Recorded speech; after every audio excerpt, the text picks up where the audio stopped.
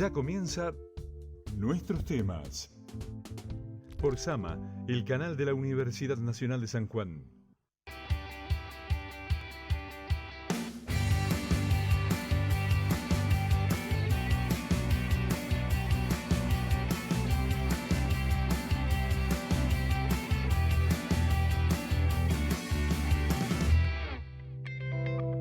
¿Cómo están? Muy buenas tardes. Arrancamos nuestros temas de hoy, martes 23 de noviembre.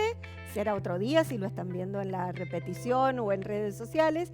Pero aquí estamos en vivo con nuestros tres invitados de hoy que acaban de enterarse que el programa es en vivo. Así es que, no, pero todo bien, todo bien. Tienen la capacidad y la espalda suficiente para hacer este programa en vivo y después la repetición y la subida a redes sociales. Antes de empezar con nuestros temas, quiero saludar a nuestra camarógrafa Sol, que hoy cumple 20 años, me dijeron, Sol, algo así era. Bueno, aparenta 20. ¿Para qué vamos a andar averiguando cuál es la edad real de Sol? Muchísimas gracias por estar aquí, Sol, en el día de tu cumpleaños. Hoy vamos a hablar de un tema que atraviesa a la universidad en varios sentidos, que es ciencia y tecnología para la inclusión social, y para ello están como invitados Mabel Guevara. Mabel es secretaria de Investigaciones de la Facultad de Ciencias Sociales, Javier Marsiglia, quien es docente e investigador de la Facultad de Ciencias Sociales, y Esteban Tapela, quien también es investigador y es del programa PETAS. Ya nos vas a contar, Esteban, de qué se trata el programa PETAS, ¿no? Y uno dice, ciencia y tecnología para la inclusión social, y parece que fuese como un título lleno de contenido, pero donde es muy difícil fijar las fronteras, ¿no? ¿Qué diferencia hay? La pregunta va para los tres, arranca el que quiera, entre una ciencia para la inclusión social y la ciencia aplicada, que tal vez era un concepto de unas décadas atrás, ¿no? ¿Es lo mismo? ¿Es distinto? ¿Cuál es la diferencia? No sé, ¿quién quiere arrancar? A ver, la miran a Mabel, como que Mabel va... Bueno, en realidad hay que tener en cuenta que la ciencia en sí admite clasificaciones, ¿no? Y tradicionalmente hablábamos de una ciencia básica, de una ciencia aplicada y un enlace entre ambas, que es toda esta transmisión de los conocimientos que la ciencia básica permite. A modo de cátedra, ¿no? La ciencia básica que nos permitía la indagación, la construcción de conocimientos sobre la naturaleza, sobre la realidad per se, ¿no? Sin un fin práctico. Y toda la investigación aplicada, o la ciencia aplicada, va más encaminada en ese paradigma del que vos hablas, hacia fines prácticos, es decir, detección de necesidades y tratar de encontrar soluciones. Desde esa perspectiva, y esto desde lo que yo conozco al respecto, me parece que podríamos hablar de una ciencia aplicada que se predisponga para la inclusión social, siempre y cuando esté contemplando las necesidades de una comunidad, siempre y cuando implique una oportunidad para la mayoría, siempre y cuando tenga en cuenta justamente las brechas de desigualdad y ataque este tipo de situaciones.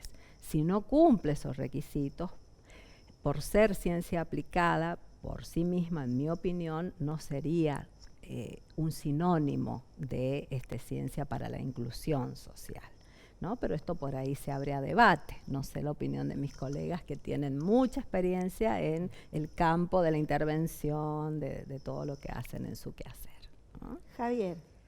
Bueno, yo creo que en línea con lo que señala Mabel, a mí me parece que al hablar de inclusión social estamos hablando de una intencionalidad de esa ciencia, ¿no? Y me parece que esa intencionalidad tiene que ver con cómo tratamos las diferencias, por ejemplo, ¿no? Las diferencias que existen en cualquier sociedad. Y en ese sentido me parece que precisamente pensar en una ciencia que apueste a la inclusión social es una ciencia dirigida, orientada, digamos, a trabajar esas desigualdades que planteaba Mabel, ¿no? Y a mí me parece que hay una ruta, hay un camino, y es un desafío, obviamente, entre otros, para la universidad que justamente propone esa ciencia con inclusión social, ¿no? Bien. Y Esteban, ¿cuál es tu opinión? Yo creo que uno de los desafíos, digamos, de una ciencia para la inclusión social es que no existiera la necesidad de una ciencia para la inclusión social, ¿no? O sea, acá hay una mira. cuestión social, cultural, que hace que nuestras sociedades sean por naturaleza excluyentes, ¿no? Si vemos la brecha de pobreza y riqueza, pero de otras desigualdades que hay en América Latina, a pesar de los objetivos del milenio, a pesar de los objetivos de desarrollo sostenible que hoy están en boga, sigue agrandándose, ¿no? Entonces, bueno, la universidad pública particularmente, creo yo, toma la agenda de poder dar respuesta de alguna manera a través de distintas estrategias de investigación, de extensión, a esta brecha que se agranda y que desde el Estado, desde la universidad pública, tenemos algo que decir, ¿no? Yo creo que la investigación, la tecnología, la ciencia para la inclusión social tiene que ser muy estratégica en encontrar estos lugares de brecha, no solamente para describirlos, analizarlos y explicar lo que sucede, sino para generar herramientas que permitan a estos sectores excluidos ser parte, ¿no? Ser parte del desarrollo humano y social, ¿no? Ahora, no siempre fue así, ¿no? Esta conciencia, llamémosle, de las universidades, de estas necesidades y de hacer algo por atenderlas. Yo recuerdo, y no hace muchos años, que se hablaba de universidad bajando al territorio, como si la universidad fuese algo que está como muy arriba y el territorio allá abajo, y bueno, vamos a ver qué necesita. Ahora es como más transversal la cosa y como que, corríjanme si me equivoco, pero es una impresión mía que la universidad está más atenta a lo que los propios universitarios, que ahora sí vienen de todas las capas sociales posibles, traen como inquietud y traen como necesidad. O sea, tengo la impresión de que en algún momento la universidad, aún la universidad pública, investigaba no más allá de los gabinetes, de los laboratorios, y ahora es como que el mundo es el campo, ¿no? Claro, el tema me parece que justamente cómo construimos relaciones horizontales, ¿no? Y ese es un gran desafío para la universidad también, no solamente para la universidad, digamos, ¿no? Y me parece que tanto los temas de investigación como las tareas de docencia, de extensión de la universidad, tienen que nutrirse no solamente de lo que los universitarios pensamos que debemos hacer, sino lo que la sociedad necesita. Exacto. Y lo que la sociedad demanda a través de sus múltiples actores, ¿no? Yo creo que ahí hay un desafío muy fuerte. La agenda de investigación, de extensión de una universidad se debe nutrir cada vez más de lo que la sociedad a través de la diversidad de actores está planteando como temas que componen esa agenda, ¿no? Hace un tiempo tuve oportunidad de conocer cómo se ha trabajado en México en este sentido, con una agenda que ellos denominaron Agenda Ciudadana. Lo hemos hablado otras veces en este programa, que fue una encuesta que se hizo por internet con 10 retos. Estos 10 retos eran en base a lo que la gente expresaba, que eran cosas que la ciencia les podía solucionar. O sea, que ellos esperaban que la ciencia solucionara. Esto se podía votar por estos 10 retos para establecer un orden, ¿no? O sea, y los 3 más votados, hacia allí se orientaron las políticas de financiamiento del Estado Nacional. O sea, bueno, a ver, la gente piensa que tenemos que trabajar en seguridad alimentaria, en agua y en no sé qué. Entonces, bueno, nuestras políticas de financiamiento van a ir en ese sentido. Vamos a trabajar para financiar esto que el pueblo está pidiendo que solucionemos.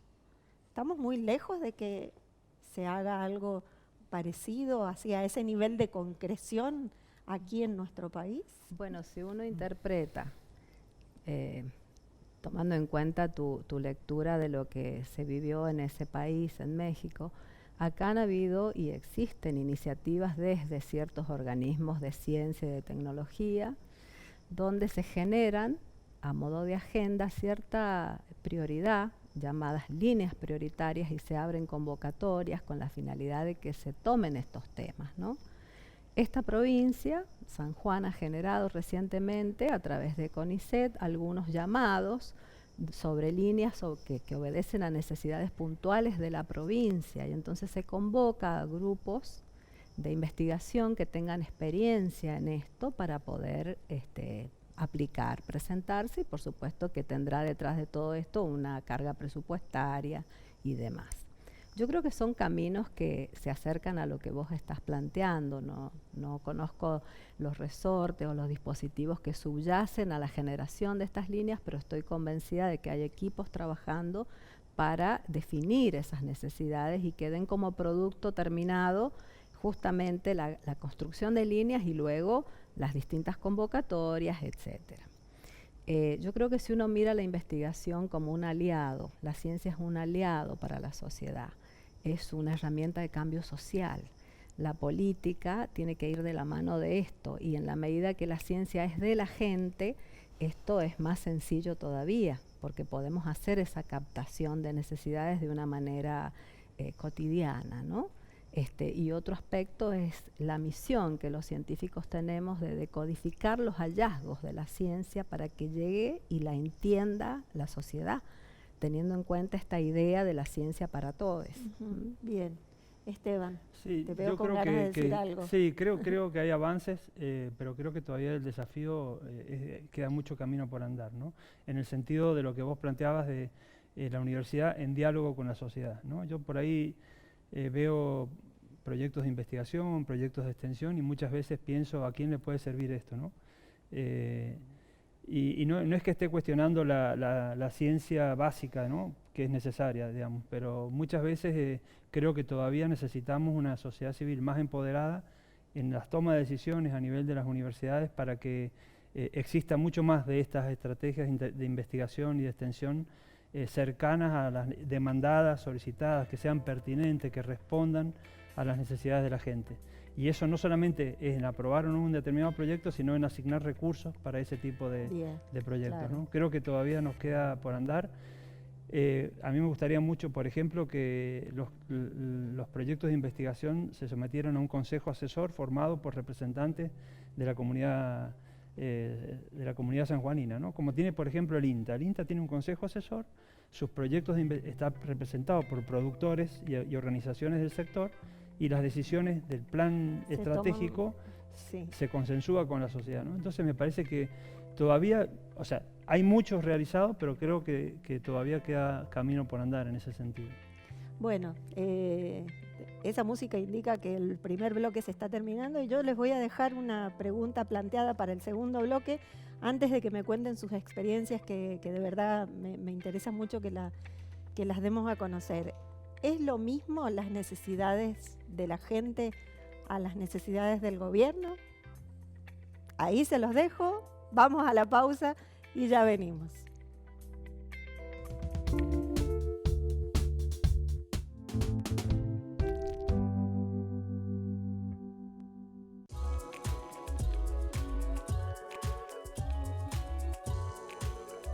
¿Qué es un agujero negro? Un agujero negro es una gran concentración de masa en una región muy reducida del espacio. Por eso, las fuerzas gravitacionales son tan intensas que absolutamente nada, ni siquiera la luz, puede escapar de él.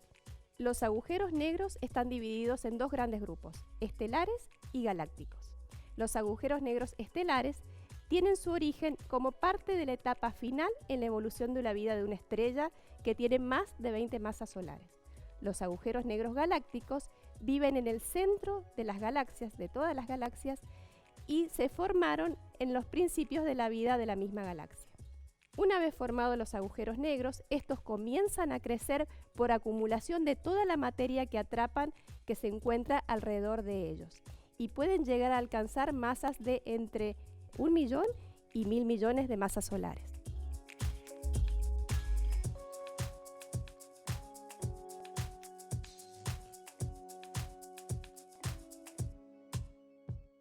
Estudia en la Universidad Nacional de San Juan. Vos podés elegir. Estas son las carreras en la Escuela Universitaria de Ciencias de la Salud. Licenciatura y Tecnicatura en Enfermería. Sí, vos podés elegir. Estudiá en la Nacional. Seguimos viendo nuestros temas. Por Sama, el canal de la Universidad Nacional de San Juan.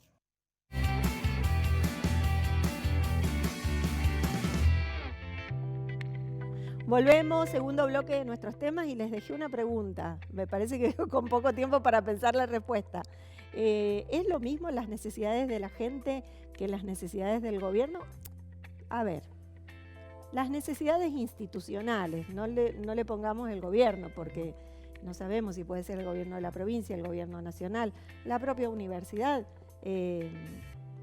¿Es lo mismo o no es lo mismo? Uno tiende a pensar que el gobierno o las autoridades del Estado, de cualquier repartición, hace una lectura, un diagnóstico de las necesidades de la gente para traducirla en políticas públicas. En esa traducción muchas veces hay muchas, ¿cómo se dice?, diferentes interpretaciones de lo que la gente dice y siente, ¿no? Mi respuesta te la voy a dar con un ejemplo. Nosotros en el equipo tuvimos como becario doctoral de CONICET a Mariano Carrizo, que hizo su doctorado sobre inclusión y deporte, inclusión social y deporte. Una tesis muy interesante porque él planteaba todas las dificultades que tienen chicos con capacidades especiales en distintos departamentos de la provincia de San Juan para practicar actividades deportivas en la escuela, pero también fuera de la escuela, en otros espacios, digamos. Para ese tipo de temas no había recursos. Sin embargo, si uno pregunta, la actual gestión de gobierno ha generado el Estadio del Bicentenario. Al lado se está generando un velódromo que es multimillonario. Yo no sabría decir cuánto puede valer, pero no lo he visto en ningún lugar del mundo y he viajado bastante. Entonces, cuando uno dice, ¿qué traducción hubo ahí de las necesidades deportivas de los niños humildes de las zonas rurales de San Juan respecto de esta obra pública? Evidentemente hay una necesidad del sector, en este caso del gobierno, de interpretada de una manera diferente, ¿no? Yo creo que no hay una correcta traducción de estas necesidades de la gente en términos de política pública, y creo que en ese sentido la universidad tiene también el deber de llamar la atención sobre estos aspectos, ¿no? Mabel, te ha tocado ser la secretaria de investigaciones de la Facultad de Ciencias Sociales. Yo diría que es como la unidad académica de la universidad donde todo esto sucede, o sea, donde estas cosas se discuten, se conversa, se está de acuerdo o no se está de acuerdo. ¿Cómo lo ves? Llevas muy poco tiempo. Sí, la verdad que hemos asumido en el mes de julio y en funciones concretamente desde el 1 de agosto. ¿Te plantean esto los investigadores y las investigadoras? Bueno, de manera extraoficial siempre estamos en diálogo con estos temas. A nivel de lo que serían momentos de diálogo más formales, como congresos o conversatorios que los tiene la facultad previstos, de hecho que estamos organizando cuestiones para la agenda del próximo año. Yo creo que en esos espacios es donde hay que acercarnos a esto que planteaba Esteban, para conocer más de cerca las propuestas que tienen los distintos equipos y ser ese puente hacia una sociedad que por supuesto tiene infinitas necesidades. Yo creo que de lo que explicaba él coincido y me parece que la traducción a veces viene con interferencias y me atrevo a decirlo también, obedece a ciertos intereses. Siempre esto pasa así dentro de lo que son las tramas donde hay que articular y donde hay que gestionar. Y también creo que deben existir ciertas presiones en el ámbito de la toma de decisiones para inclinar hacia un lado o hacia el otro. Creo que estoy diciendo algo que todos más o menos sabemos de cómo funciona la cosa entre gobierno, universidades y la gente que espera. Soy una persona muy optimista, yo estoy formada desde las ciencias humanas y me parece que hay que llegar más a la gente y pienso que ahí está el resorte o el dispositivo para escuchar más. Creo que tenemos que aprender a escuchar más a la gente y lograr ese puente tan necesario, pero por el momento considero que no hay una precisión exacta entre la necesidad del gobierno y la necesidad de la gente, lo que también se lleva y se exterioriza a otros campos electorales y demás. Claro, claro. Javier. Bueno, un poco en línea con lo que plantean Mabel y Esteban, yo creo que la política pública viene cargada, digamos, de una mochila que tiene que ver con la toma de decisiones de diferentes actores que no necesariamente coinciden con las necesidades concretas de la gente, ¿no? Para poner un ejemplo de nuestro proyecto de investigación que nosotros estamos llevando adelante ya hace varios años en la zona de la bebida, en el departamento de Rivadavia, en un equipo conjunto con la Facultad de Arquitectura, Ciencias Sociales y Arquitectura. ¿Qué observamos ahí? Esa zona se ha duplicado en población en 10 años, básicamente. Y uno mira distintos programas, digamos, ¿no?, de vivienda que se han ido sumando en el tiempo, ¿no? Y en esa sumatoria se ha avanzado por agregación. Y ese avance por agregación, ¿qué implica? Que de alguna manera el sistema de relaciones sociales que se da entre esa gente, digamos, tiene una enorme conflictividad. ¿Por qué? Porque la gente que está viviendo hace 20 años ahí, que llegaron a su vivienda por el lote hogar, mira y dice, pero bueno, ahora viene un conjunto, gente con un conjunto habitacional por sorteo, y resulta que le están poniendo determinados servicios ahí, nosotros hace 20 años que estamos esperando. Bueno, a ver, ¿cómo coordinar esas políticas públicas de alguna manera, pensando no solo el tema de la vivienda, sino el tema del hábitat, que es mucho más complejo y más amplio que la vivienda, y cómo generamos determinados programas y proyectos en un territorio donde hay gente con los cuales estamos incidiendo en esas relaciones, digamos, ¿no? Bueno, eso implica desafíos obviamente muy importantes que hacen a los efectores de esa política pública, en este caso el gobierno provincial, pero también hace a los que estamos de alguna manera como universidad trabajando allí para proponer alternativas, digamos, ¿no?, y que tienen que ver justamente con las necesidades concretas que la gente nos está planteando. El centro de salud no da abasto, las escuelas no dan abasto. Bueno, ¿qué hacemos? Claro, y por otro lado tenés a lo mejor en otro lugar de donde se sacó población, escuelas que se quedan vacías. Bueno, es un tema muy complejo. Bueno, esa mirada compleja de la realidad social yo creo que es una mirada que nos falta, sí. Y que me parece que tenemos que insistir mucho en eso. A veces tengo la sensación de que el científico social es como una especie de bombero que llega a explicar y apagar el incendio cuando en realidad se podía prever no darle la caja de fósforos a alguien para que no encendiera el incendio, ¿no? Debe ser un poco doloroso, porque si vas a hacer un barrio, esto lo podés prever, podés saber qué cantidad de gente va a llegar a un lugar, digo, atendiendo a tu experiencia, ¿no? Sí, yo creo que esto no implica que obviamente la gente necesita vivienda y está muy bueno que pueda tener una vivienda digna. Creo que el tema es más allá de la vivienda, es decir, cómo de alguna manera, desde una mirada integral, digamos, que tome en cuenta la perspectiva de las distintas necesidades que tiene la gente, bueno, actuamos, digamos, ¿no?, y tomamos decisiones. Bien, bien.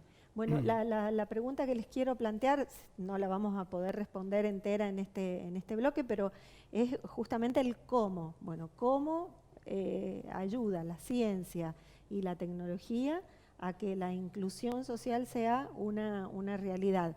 Conocemos muchas experiencias en el campo de la extensión universitaria. Yo no creo en los compartimientos estancos, me parece que aquí se dan la mano, ¿no? La ciencia, la extensión, la vinculación, aunque las llamemos de distinta manera, pero me gustaría conocer de parte de sus propias experiencias de qué manera la ciencia puede colaborar para que la inclusión social sea una realidad. Así es que bueno, nos vamos a una pausa y en el bloque que sigue seguimos conversando.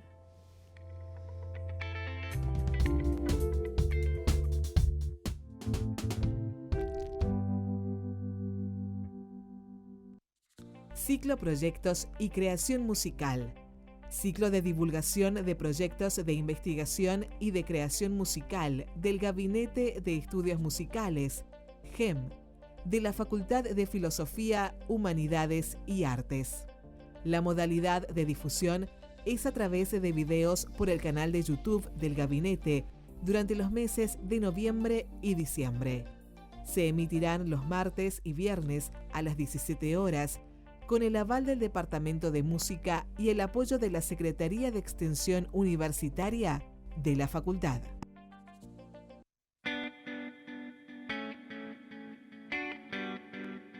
¿Sabías que en la Universidad Nacional de San Juan se otorgan becas para transporte, fotocopias y jardín maternal?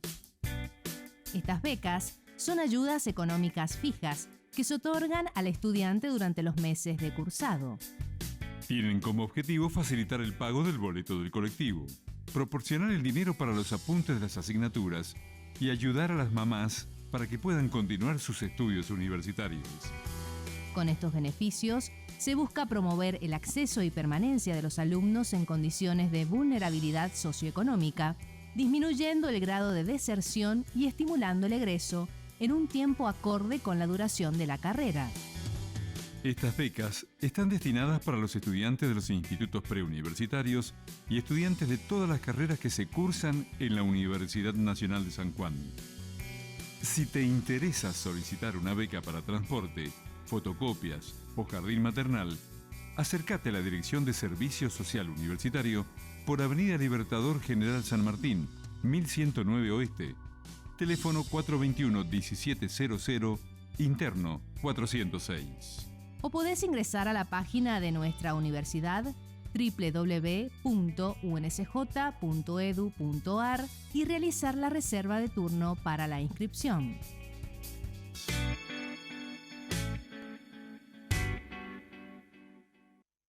Seguimos viendo nuestros temas por Sama, el canal de la Universidad Nacional de San Juan.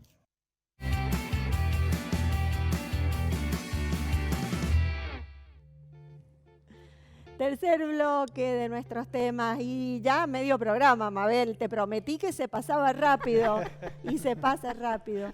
Bueno, la pregunta venía por el lado de cómo puede contribuir la ciencia y la tecnología a la inclusión social. Me gustaría que me lo cuenten a través de sus experiencias, ¿no?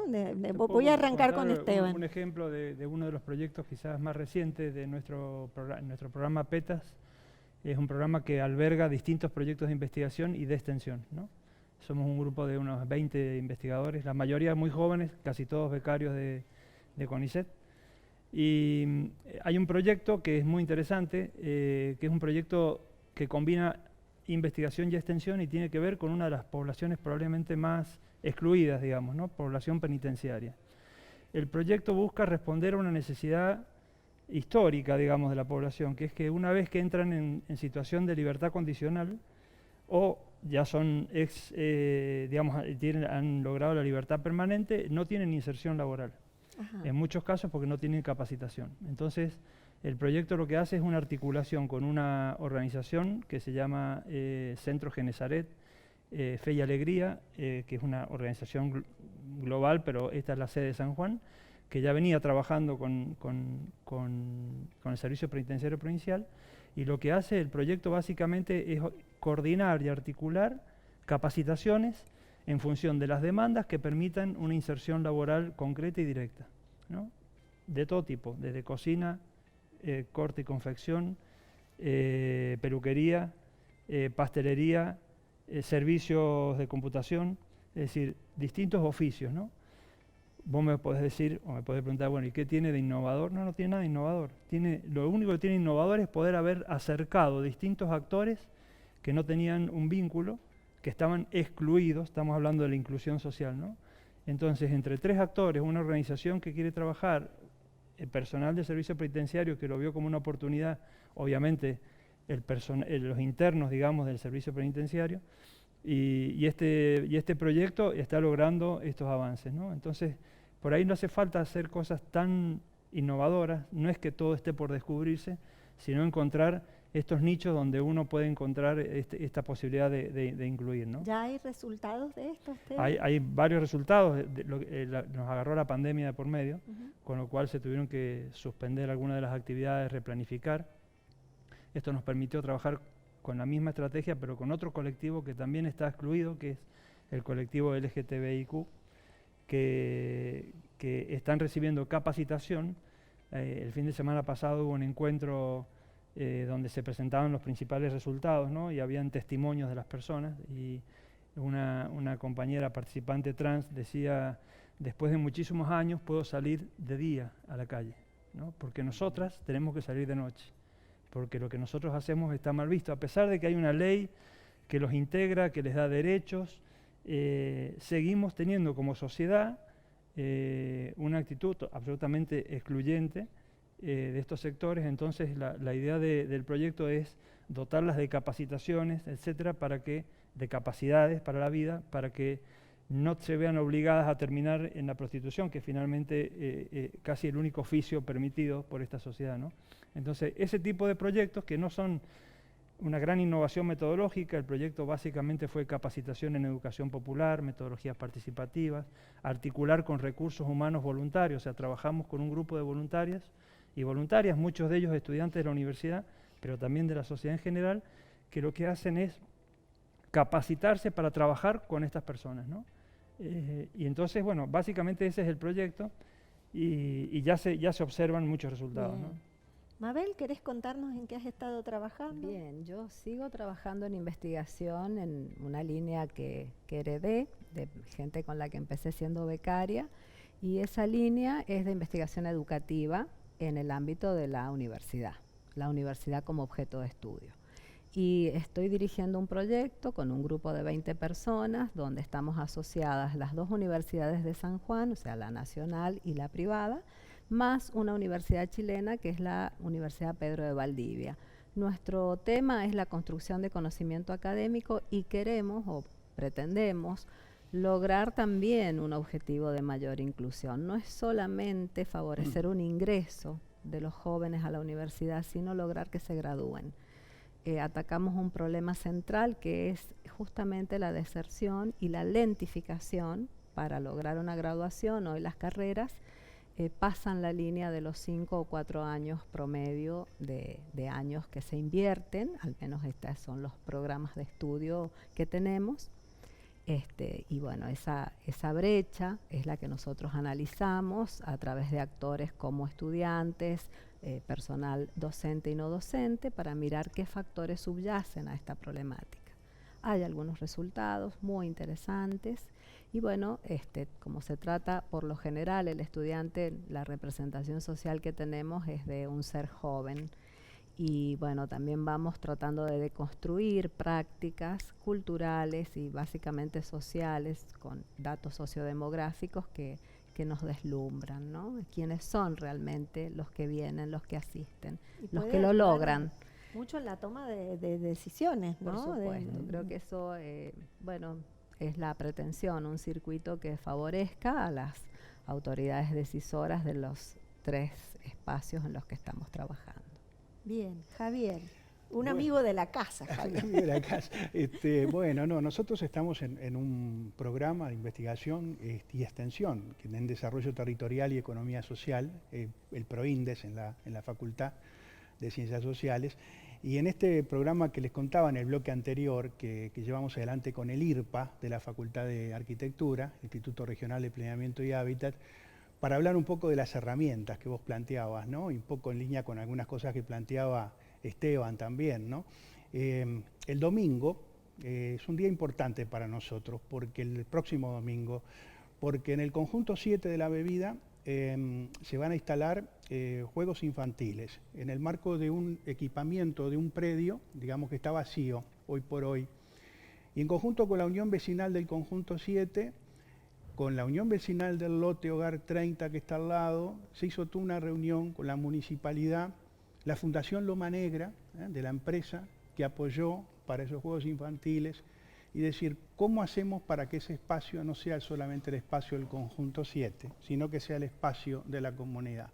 Bueno, una de las herramientas es precisamente donde nosotros podemos aportar como universidad es la concertación de esfuerzos. Fíjense, una empresa privada, 2 uniones vecinales que no se miraban mucho, digamos, la universidad y la municipalidad.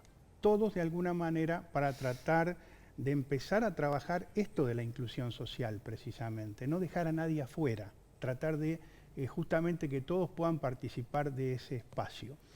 Y como la Fundación Loma Negra tiene un día anual que le llaman el Día de Hacer el Bien, ese día, el domingo, van a ir empleados de la empresa y junto con la comunidad van a pintar los juegos, van a hacer toda una tarea. Bueno, yo creo que hay que ir por ese lado. Otra experiencia, Lote Hogar 24. Había interés en armar una escuelita de fútbol. Se armó la escuelita de fútbol, los apoyamos, se consiguieron camisetas para los niños y empezamos a ver que empezaban a ir niños de otros barrios y con los niños fueron los padres y las madres. Bueno, empezar a trabajar en esa dirección. Ahí me parece que hay un camino que tenemos que seguir explorando y ese camino debe permear más fuertemente la política pública a la hora de diseñar la política pública. A mí me parece que hay una pista por donde nosotros como universidad también podemos aportar, ¿no? ¿Será que hacen falta más científicos sociales cerca de los lugares donde se toman las decisiones? Probablemente. Yo creo que también mea culpa hacia la universidad es que muchas veces, ahora en los últimos años, hay una tendencia de esto de equipos interdisciplinarios entre social y arquitectura, ¿no? O entre otras disciplinas. Pero muchas veces hemos estado aislados, ¿no? No ha sido tan frecuente, sí, entonces, sí, es verdad. Probablemente proyectos o diseños tecnológicos de ingeniería que pueden ser súper apropiados para una región no son apropiables porque las condiciones de los pobladores no fueron estudiadas y no responden a las demandas de esa tecnología, ¿no?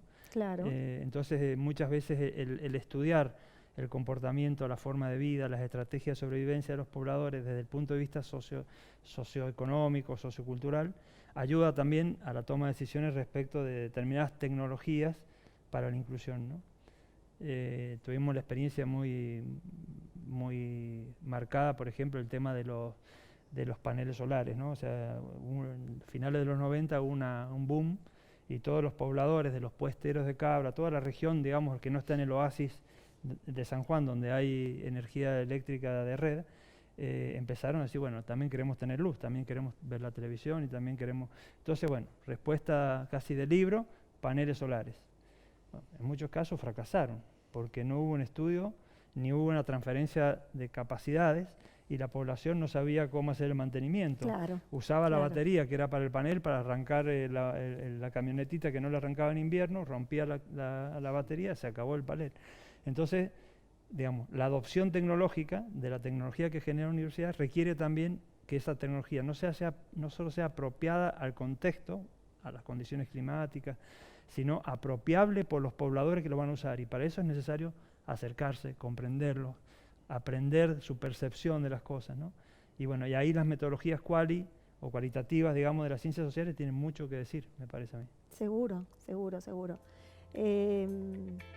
Ya viene la musiquita, ya se nos acaba el bloque, pero bueno, la idea para cerrar en sistémica, ustedes lo deben saber, un excluido es siempre una herida, es siempre un dolor que seguro que aparece otro para mostrarlo, para que lo veamos cuando no lo estamos mirando, ¿no? O sea, cuanto más sencillo sería trabajar anticipadamente o trabajar apenas aparece el primer síntoma de que hay un excluido allí, sea 1, 10, 20, un barrio, una comunidad, para evitar dolores mayores. Bueno, último corte, ya seguimos en el cuarto bloque, las conclusiones de este programa.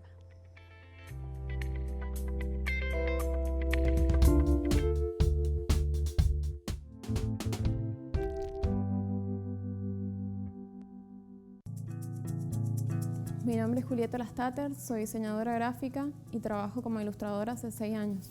Mi técnica consiste principalmente en pintura digital. He trabajado tanto para editorial como para multimedia. Actualmente llevo 4 años trabajando para una empresa inglesa, desarrollando imágenes para un videojuego que abarcan desde los diseños de personajes, escenarios, hasta las interfaces.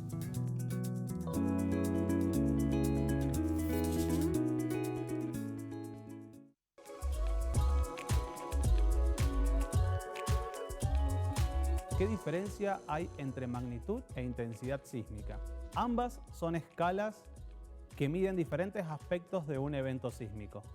La intensidad es una escala cerrada que mide principalmente cómo se siente el evento, tanto en la zona epicentral como en zonas cercanas, mientras que la magnitud hace referencia a la energía liberada por el evento sísmico.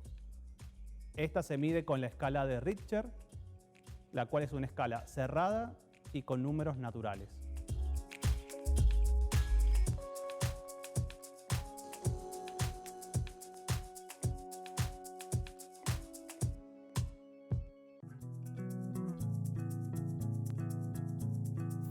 El croquis de la legislatura, bueno, es un edificio muy interesante, muy lindo, la historia del edificio, en lo que se convierte, la esquina, toda esa situación ahí, porque la curva que hace es una curva muy sutil y los planos que maneja por sobre el basamento a nivel peatonal es muy interesante. Es apretar el cartucho, soltar tinta a la gota o arrastrarla con la misma pluma, ¿no? Y darle ese efecto de soltura. Un croquis rápido, ágil, a mano alzada, que te pesca en el momento, que, mirá esto, qué sé yo, y es lo que tenés y lo haces. Yo generalmente tengo la lapicera encima.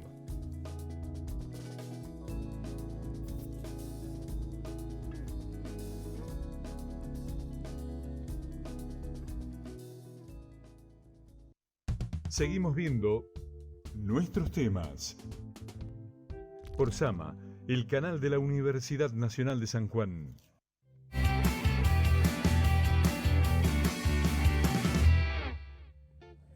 Sí.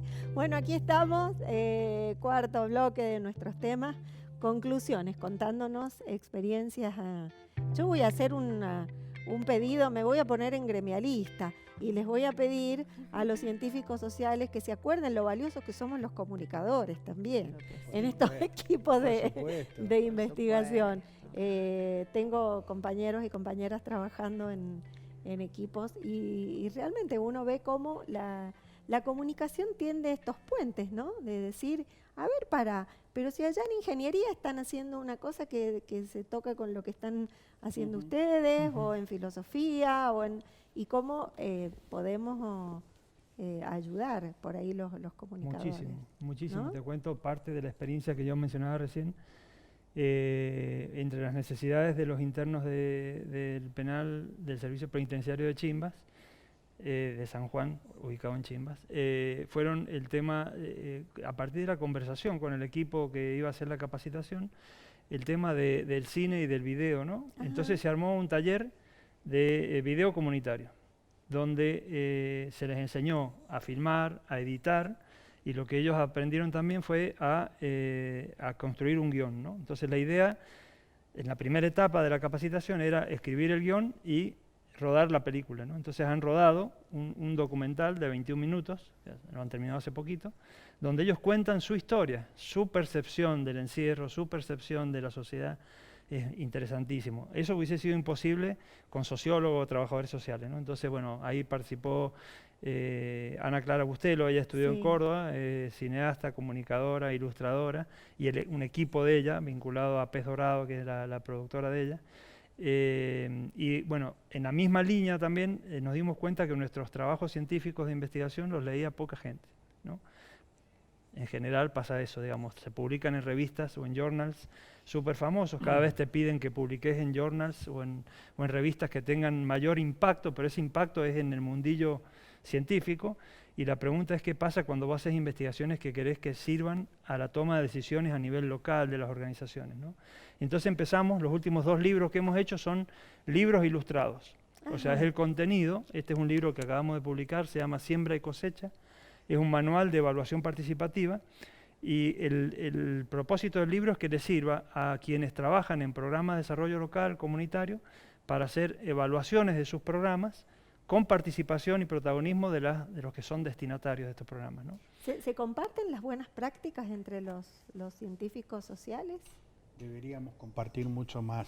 Siempre queda por hacer, ¿no? Sí. Tarea para el 2022. Siempre hay por hacer, pero me parece que a tu pregunta, la verdad que todo lo que hemos hablado y volver a compenetrarme en los trabajos de mis colegas me hace repensar en lo inesperado de una pandemia que nos puso a trabajar desde la interdisciplina a todos.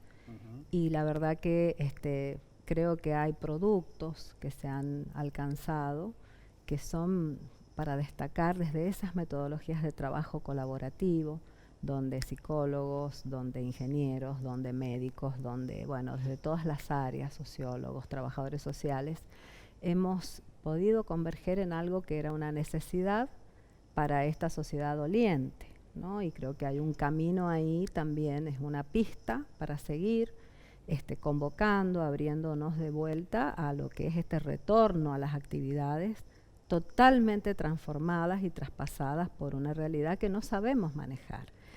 Retomando una frase de Benedetti, ¿no? Creíamos que teníamos todas las respuestas y nos cambiaron las preguntas. Es decir, que no teníamos el examen preparado para esta situación. Yo creo que eso convoca a que uno trabaje, pero totalmente hacia una mayor interdisciplina, los trabajos en colaboración, y desde esta perspectiva de sensibilizar en la importancia de una ciencia para la gente. Bien. Eso es lo que puedo concluir desde el lugar que hoy me toca ocupar, siendo compañera también en la investigación de ellos. Javier, ¿cuál sería tu conclusión? Sí, yo diría que tenemos que avanzar mucho, y creo que este es un desafío fuerte para la universidad en proyectos interdisciplinarios. Creo que la complejidad de los problemas contemporáneos nos exige miradas múltiples, digamos, que converjan en un objeto de estudio determinado o en una realidad a transformar, si se trata de un proyecto de intervención, ¿no?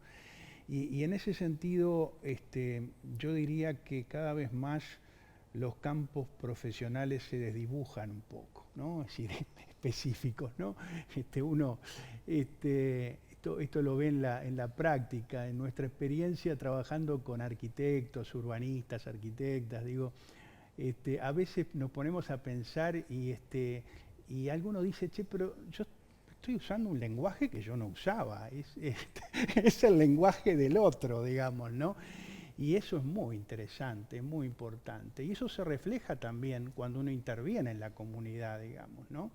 Que la gente nos vea trabajando juntos con una misma visión, pero con algo que quiero rescatar, lo decía Mabel hace un rato, ¿no? Y es la capacidad de escucha, esa escucha activa que tenemos que tener con las personas con las que trabajamos, digamos, ¿no? Planteando un poco sus necesidades, cada vez con más apertura, oídos muy atentos a lo que nos están demandando, digamos, y ir al territorio, a los barrios, a los lugares en donde estamos trabajando con poco preconcebido, digamos, ¿no? Es decir, muy abiertos, digamos, a la novedad. Y creo que la pandemia en ese sentido fue como un revulsivo, ¿no? Decía Mabel, creo que nos ayudó a replantearnos muchas cosas, ¿no? Por lo tanto, el desafío es grande, la agenda que tenemos para el año que viene creo que es interesante, es desafiante.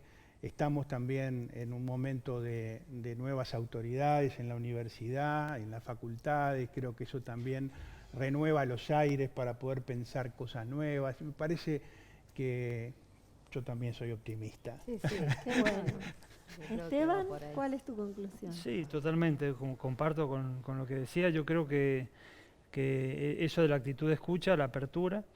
Nosotros estudiamos mucho el tema de la participación social en el equipo nuestro y decimos que la participación social tiene dos caras, ¿no? Una es la cara del déjame hacerlo, o sea, que el Estado, que las políticas públicas abran, que la universidad abra espacios de participación, pero el otro es el enséñame a hacerlo, ¿no? Si bien hoy se habla mucho de participación, de toma de decisión, de gobierno, de presupuesto participativo, la verdad es que no hay demasiadas instancias de participación real, salvo las votaciones, ¿no?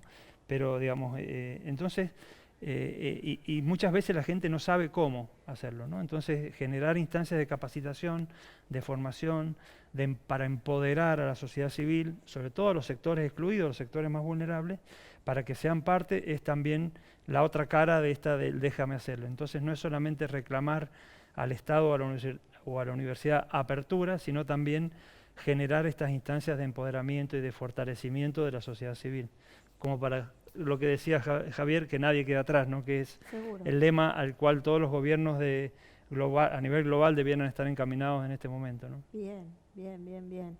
Bueno, yo la verdad que les agradezco muchísimo a los tres que hayan participado con nosotros hoy. Teníamos un cuestionario que se dio vuelta, pero eso es lo valioso, ¿no? O sea, que del debate y del diálogo aquí pudiéramos llegar a esto tan importante que hemos podido llegar ahora.